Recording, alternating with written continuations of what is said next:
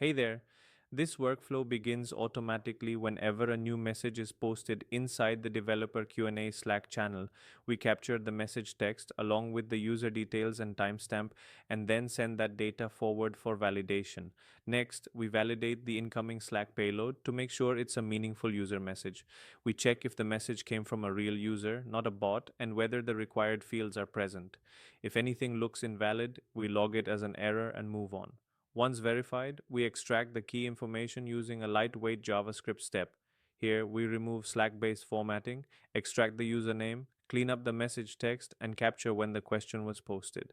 This gives us a neat, accurate input for AI processing.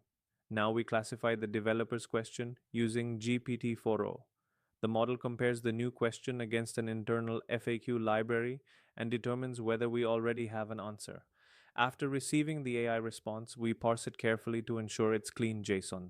We remove unnecessary characters, unescape special formatting, and convert it into a usable object so every field is accessible downstream. We then evaluate the AI's classification. If the question is already answered, we move it into documentation. If not, we flag it for engineering review. This routing helps us separate what's known from what needs human intervention.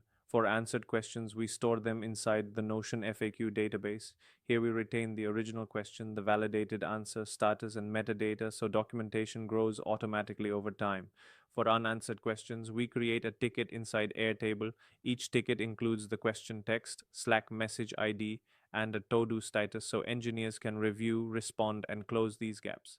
And lastly, any invalid messages, broken events, or workflow errors get logged into Google Sheets.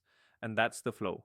Listen from Slack, validate, classify with AI, auto document known answers, escalate unknown ones, and log errors for continuous improvement.